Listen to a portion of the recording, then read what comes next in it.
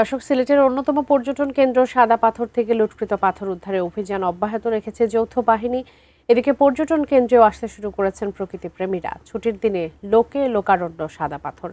বিস্তারিত জানাতে সেখান থেকে সরাসরি যুক্ত হচ্ছেন সিলেট প্রতিনিধি কামরুল ইসলাম মাহি। মাহি, প্রতিস্থাপনের কাজ, পাথর প্রতিস্থাপনের কাজও চলছে কিনা এবং উদ্ধার কাজ এখনো চলছে, সেই উদ্ধার কাজের ব্যাপারে কি জানতে পেরেছেন?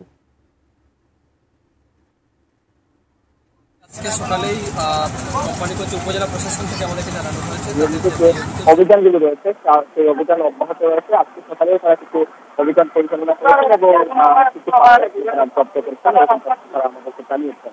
এবং আজ যেহেতু ছুটির দিন, শুক্রবার, তাই কিন্তু সাদা পাথরের প্রচুর পরিমাণ দর্শনার্থীরা এসেছেন বলা চলে। সাদা পাথর এলাকার নিচে লুকারণ্য অন্যান্য দিনের তুলনায় কিন্তু আজকে দর্শনার্থীর সংখ্যা বেড়েছে।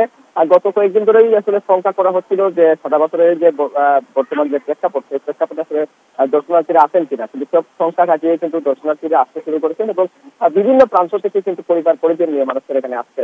এবং সবচেয়ে বড় যে বিষয়, সাদা পাথরের যে নজিরবিহীন লুটপাটের ঘটনার পর থেকেই প্রশাসন যে নজর করে বসেছে, যে প্রায় 90,000 ঘনফুট পাথর উদ্ধার করেছে। সেই পাথরগুলো আসলে প্রতিস্থাপনের কাজ গতকাল থেকেই শুরু হয়েছে।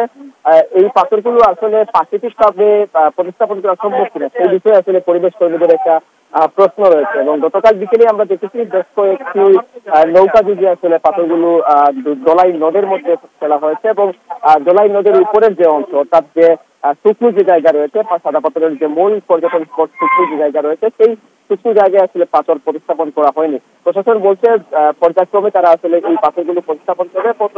প্রতিস্থাপন করে তাদের যে 5 দফা যে একটি সিদ্ধান্ত ছিল, বিশেষ করে সাদা পাথরকে রূপে ফিরিয়ে আনা, এবং গতকালকে যে হাইকোর্টের যে একটা দিক হয়েছিল এবং হাইকোর্ট থেকে যেটি বলা হয়েছিল যে সাদা পাথরকে সাম্প্রতিক কিছুদিনের ভিতরেই কিন্তু পূর্বের অবস্থায় ফিরিয়ে আনা, সেই বিষয়টিও আসলে নজরে নিয়ে আসলে সাদা পাথরের এখানকার উপজেলা প্রশাসন, জেলা প্রশাসন বা সংশ্লিষ্ট যারা রয়েছেন তারা কিন্তু পরিজমির কাজ করেছেন এবং অভিযানও পরিচালনা করছেন। এবং গত 2 দিন ধরে আসলে লুটপাটের কোনো চিত্র আমাদের বাবলি